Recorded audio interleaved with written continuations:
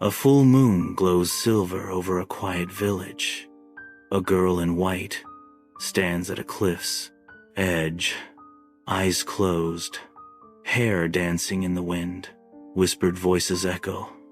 Once in 100 years, the moon chooses his bride. A single tear rolls down her cheek as moonlight lifts her into the sky. They came for her on the night of the blood moon. The drums echoed through the valley like a heartbeat, slow, inevitable. A reminder that time had come again.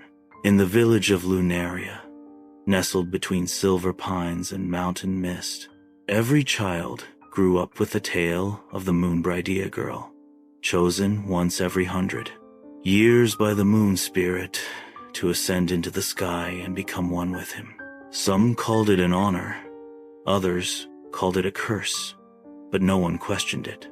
The moon always chose, and the village always obeyed.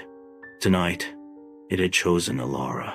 She stood barefoot on the temple stone, her white ceremonial gown clinging to her frame in the cold wind. Her long black hair flowed like ink against the pale fabric. She was only 17, as the elder priestess chanted, her voice rising like smoke into the stars. Elara kept her gaze fixed on the moon above. It was full immense and glowing with an eerie silver fire that turned the trees to statues and the village to ghostly silhouettes. Elara, daughter of Mera, the priestess intoned. You have been called. You have been seen. You are the one. The villagers watched in silence, holding torches and prayers. Some cried. Some stared. None dared speak. Elara's mother, veiled in black, stood apart, her face a mask of sorrow. Her father had disappeared years ago, the last blood moon night. Rumors whispered he had tried to defy the choice. His body was never found. Elara had dreamed of running. She had packed a satchel once, hidden it beneath the floorboards.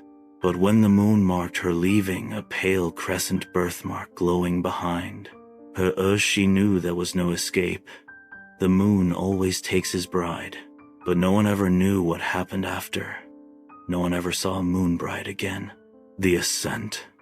The ritual ended. Silence fell like snow, and then the wind stopped. Every leaf froze. Every flame stilled. The moon pulsed. A single beam of light descended from it, like a glowing rope falling straight onto the stone circle where Elara stood. It bathed her in silver. Her feet began to lift. No, she whispered, not ready, not yet. But the light pulled her gently, lifting her from the stone, her gown fluttering, her eyes wide. The world grew small beneath her torches, dimmed. Trees became feathers. The wind howled around her ears as the stars welcomed her in their cold embrace. Then darkness, silence, and the scent of moonflowers. The celestial realm. Elara opened her eyes. She stood on a glowing silver lake, its surface unbroken even beneath her bare feet. Above her, constellations shimmered like breath. Behind her was nothing. Ahead, a palace of crystal and light rose into the sky, floating on clouds stitched with stardust. Where am I? She whispered. You are home now, said a voice. She turned.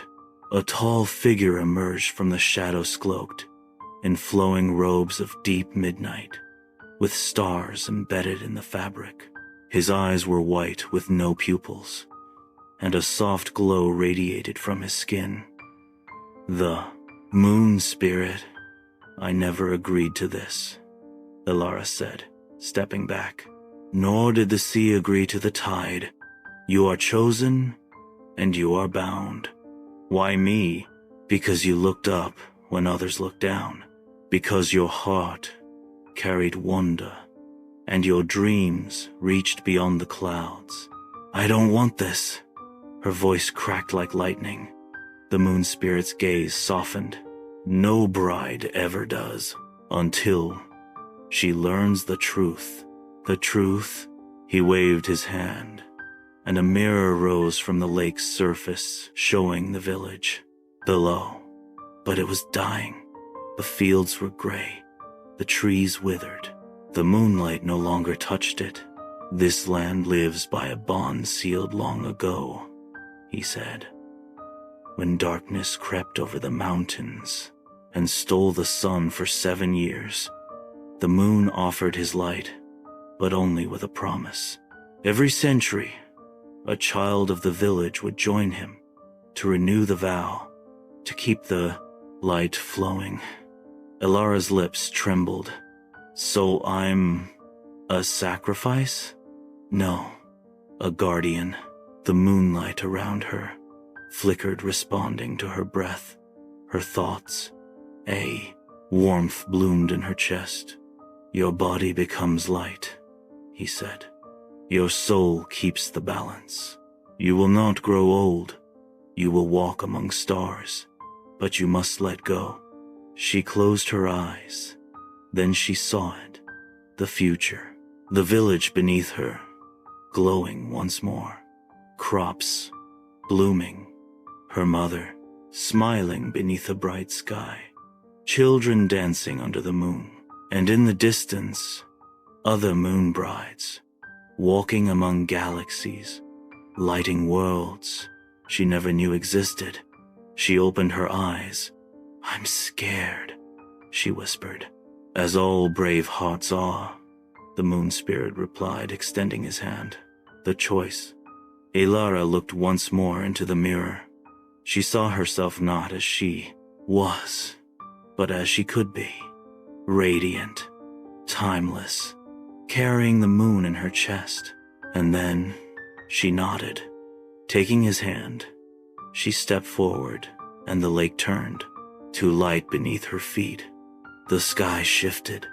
A new star was born. The village below. The villagers awoke to a miracle. The fields were green again. The trees whispered with life.